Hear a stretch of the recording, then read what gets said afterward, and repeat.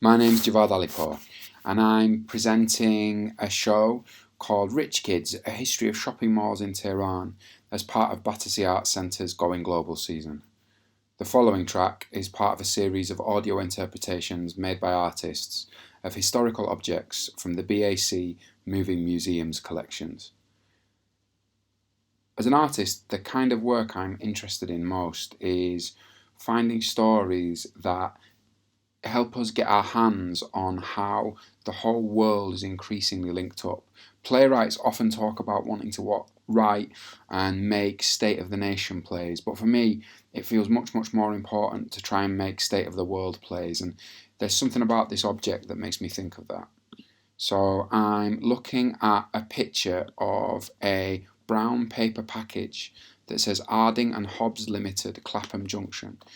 It looks to me like the kind of thing that would be of a kind of medium weight and sort of soft and giving if you pushed into the packaging, because I assume it's going to have like sort of semi-densely packed tea inside.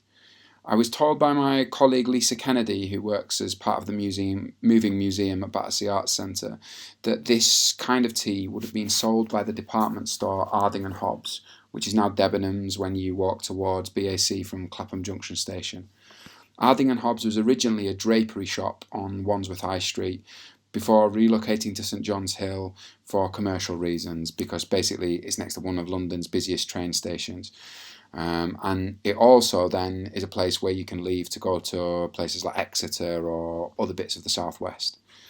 This batch of tea leaves particularly would be a mixed bag of tea leaves from a mixed batch, which come from Assam and Ceylon. Assam nowadays is a state in India, and Ceylon is obviously Sri Lanka. And these tea leaves would have been sold in Wandsworth, and as such, they would have been a really crucial part of the history, the, let's be honest, colonial history that unites places like Wandsworth and London with parts of the world where, to be honest, loads of like British people come from nowadays. And for me, that's what's one of the things that's really interesting about this object. It sort of plays around with, if we get our hands on it, if we think about it, some of the kind of stereotypes and slightly fluffy thinking that we do about the history of colonialism. I think we have a bit of a stereotyped view of empire and colonialism that says that the first thing that happens is people go off and conquer in some simple sense because they want more resources. And then after that, they develop a taste, a desire, if you like, for the way that they've come to live in that new country, for its foods, for its kind of spices, for a sexual desire for the people of that country, a desire for the culture. In some cases, during the Victorian times, there was a huge fashion for people dressing in Indian clothes and so on. But I think that misunderstands things and gets it the wrong way around. And that's really crucial, especially in a place like London, that's such a diverse city. Hand in hand with that goes the idea that a lot of people are thinking about recently that people of colour, what we used to call politically black people, South Asian people and Caribbean people especially, but also people from the Middle East and other parts of the world, have been around in this country from a lot longer than we kind of stereotypically think of. So going right back to the Roman times, there would have been people who nowadays would be called kind of black African and Arab in this country as Roman citizens and soldiers. The great cultural critic and defender of multiculturalism, Stuart Hall, described how when he would talk to people about how long Caribbean people have been in this country, he would say, "We've always been here. We're the spoonful of sugar in the English cup of tea." As a lot of people will know, the colonialism of South Asia, and by kind of extension the colonialism of the Middle East on behalf of the British, wasn't really something that was started by the British government. It was started by a private company called the East India Company, and they were formed specifically to trade in things like tea and spices in that part of the world. But that was a trade that was a very particular kind.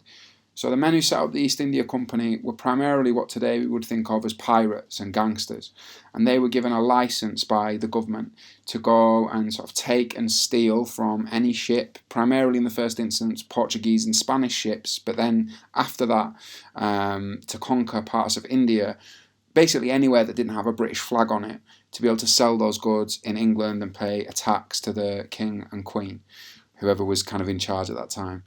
And I just want to read you a little description of the East India Company, which I think says something really interesting about that time. Sometimes we look back on history and we think of it as something that had to happen the way it is.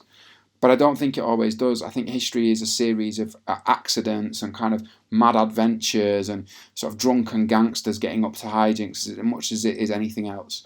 So the great historian William Dalrymple, like living, just kind of liberal, serious historian, said that we still talk about the British conquering India, but that phrase disguises a more sinister reality.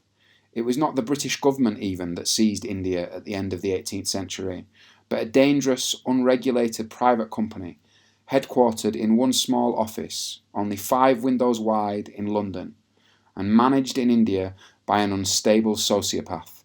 He's speaking, of course, of famous Robert Clive, so-called Clive of India. But just to go back to that question of desire and food and people not conquering stuff first and desiring after, it's interesting that obviously, as I say, the job of the East India Company was to go and seize food and spices and tea and things like that. Now, sometimes we think in this country that it's only in the 60s that, with large-scale immigration of people from South Asia, that the English developed a taste for Indian food. But actually, the stereotypes around Indian food and the fantasy of what food in the East and drink in the East is like is kind of what drove the British to colonise that part of the world in the first place. A little known fact is this, that in fact, the word curry doesn't come from any kind of Indian word. There used to be a theory that etymologically it came from a Tamil word called curry, which describes a certain kind of dish of some sort or another. But in fact, the first time the word curry is used in English is much, much older than English relationships with India. It was used in the 14th century to describe as a title of a cookery book commissioned by Richard II called The Form of Curry, where it probably comes from the medieval French word courroie, meaning to cook. And in that, precisely the highest form of cooking that the English can imagine is like the half-remembered dishes that crusaders will have come upon in the Middle East during the Crusades.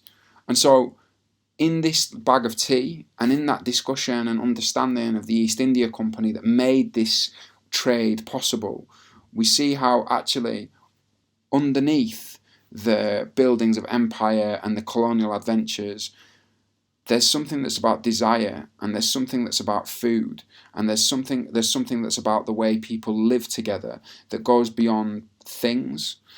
And so, finally, I'll leave you with some thoughts from Stuart Hall, who I quoted further to the top of this short description. Stuart Hall, in the early 1990s, was asked to comment on what he thought was most exciting about the future of this country, and he said this. You could see the impulse of the British to close in on older images of themselves in order to, tight little island, drawing their suits around themselves, want to defend themselves against all this otherness that is pressing on them. And then I look at young black and Asian kids in the 3rd generation who've been born here and brought up here, so they're not from anywhere else.